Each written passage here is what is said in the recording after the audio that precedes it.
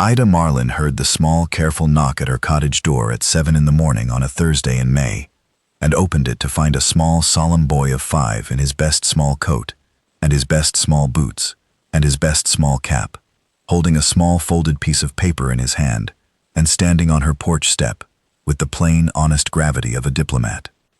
She said, "Good morning, sir." The boy said, "Good morning, ma'am. My name is Willem Craddock. My father is Elias Craddock of the Craddock Ranch. My Aunt Betty says you keep chickens. I have walked to see them. I have a note from my Aunt Betty. Here it is." He handed her the folded paper. Ida took it. She opened it.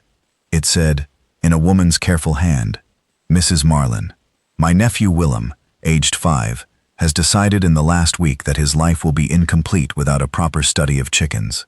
He has been asking me all week to walk to your cottage.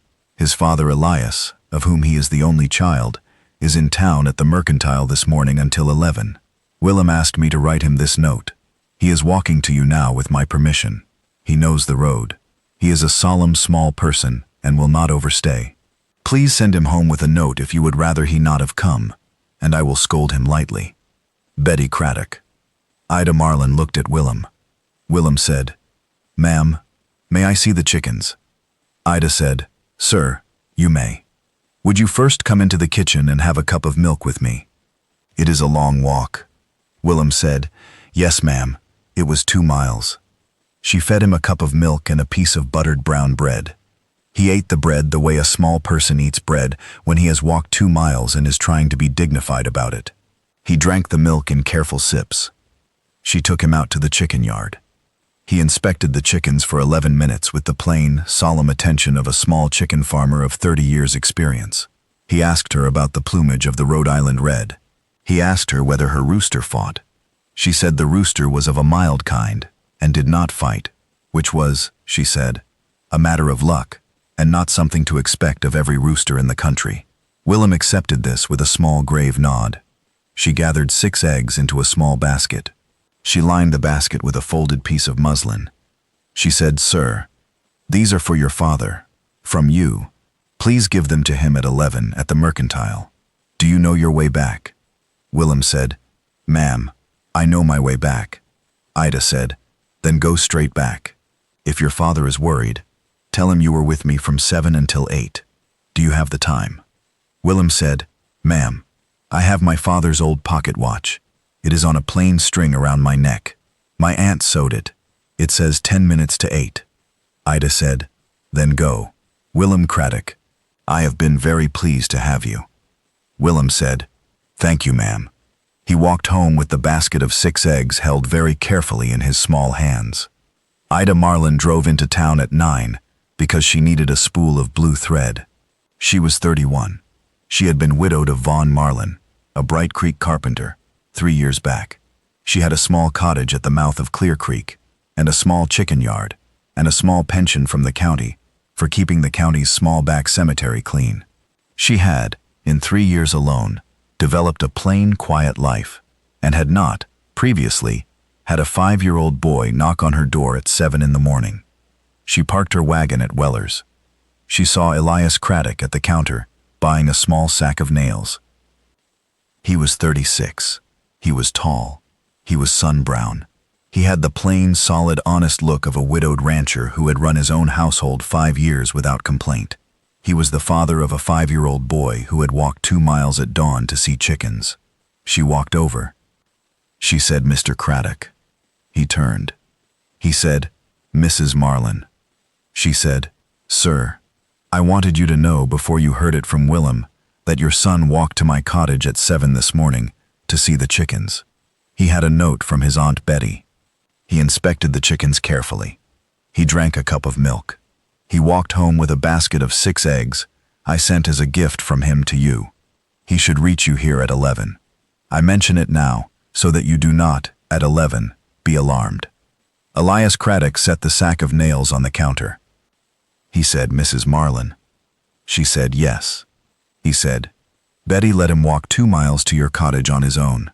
Ida said, "She did. He is a solemn small person, sir. He knew the road." Elias said, "He is a solemn small person, Mrs. Marlin. He was not, however, given permission to walk to your cottage from me. Betty has an independent judgment. I will speak to Betty. Ida said, Please do not scold Betty. Willem was safe. He was, in fact, delightful. Elias said, Ma'am, will you take coffee with me at the boarding hotel? I would like to hear about the delightful. Ada Marlin said, Yes, Mr. Craddock, I would. They took coffee at the boarding hotel across the street. Ida told Elias, over the coffee, the whole shape of Willem's Thursday morning visit. Elias listened. He laughed once at Willem's plumage question. He laughed a second time at the pocket watch string. He said, At the end, Mrs. Marlin, she said. Ida, he said. Ida, I am a plainly honest man, and I have not had coffee with a woman not related to me in 5 years. And I would like to ask you plainly whether you would consider allowing Willem to come see your chickens on Saturday mornings, and whether you would consider allowing me to drive him. I would ask, on those Saturdays, whether you would consider allowing me to sit at your porch step with a cup of coffee, for the hour Willem was inspecting your chickens. I am asking about coffee only. I am not pressing further. Please answer at your leisure. Ida Marlin said, Elias. He said, Yes. She said, Please drive him. Please sit at the porch step for the hour. Do not bring your own coffee. I have a small tin of coffee I have been keeping for a plain, honest neighbor who has not yet arrived at my porch. You are the plain, honest neighbor. Please arrive on Saturday. Elias said, I will arrive on Saturday. He arrived on Saturday. He arrived on the Saturday after that. He arrived every Saturday from the 1st of May to the end of October. Willem inspected the chickens each Saturday for 11 minutes, and then, in July, expanded his study to Ida's small goat kid, called Pug, and in September, to Ida's small barn cat, called Rusk. Elias sat on the porch step for the hour, and drank Ida's coffee, and by the end of July, he was staying an extra hour and helping Ida with the small piece of fence at the back of her chicken yard that had needed mending for 2 seasons. By September, Willem was calling Ida Miss Ida, which had been a matter of Ida's plain, honest instruction, because she had not, in the presence of the boy, wished to be called Mrs. Marlin, because Mrs. Marlin was, in Willem's plain, honest child mind, associated with a small back cemetery he did not know Ida kept clean and did not need to think about. In October, when the first frost came, Willem said, at Ida's plank table over a piece of Aunt Betty's ginger cake he had brought her, Miss Ida. Ida said, Sir. Willem said, Would you consider coming out to my father's ranch to see my father's chickens? Ida said, Sir, I would consider it. What is the date? Willem said, The date is next Sunday. Ida said, I will come next Sunday. Elias, on the porch step, said quietly, Willem. Willem said, Yes, Papa.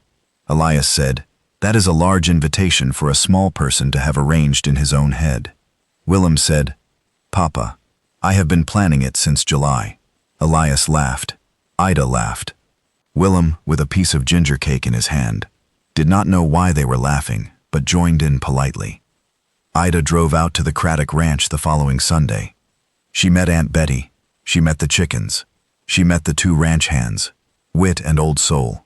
She met the cat, Blackjack, and the dog, Post.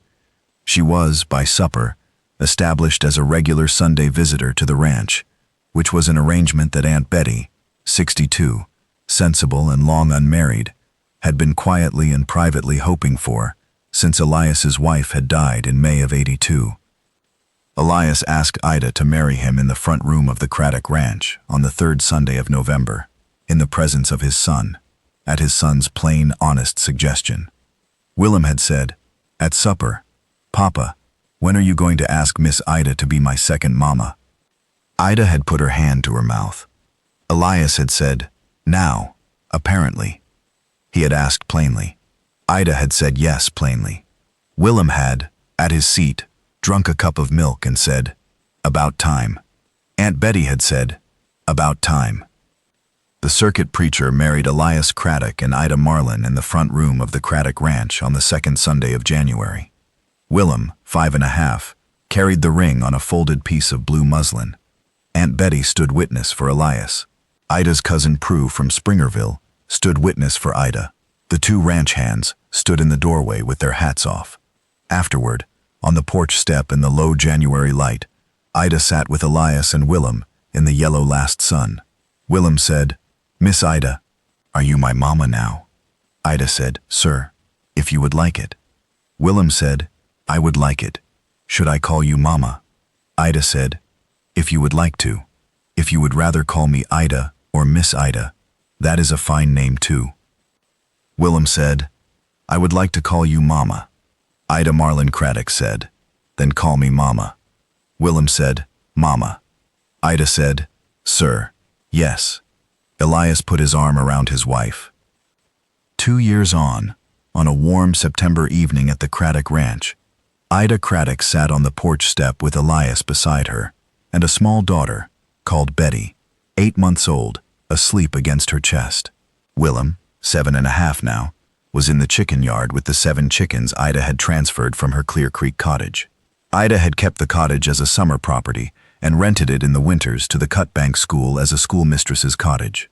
The county cemetery was still kept clean by a young widow of the county whom Ida had trained. Willem said from the chicken yard, "Mama, the Rhode Island Red laid twin eggs." Ida said, "Sir, twin eggs are a plain miracle. Please bring them to the porch for the family record."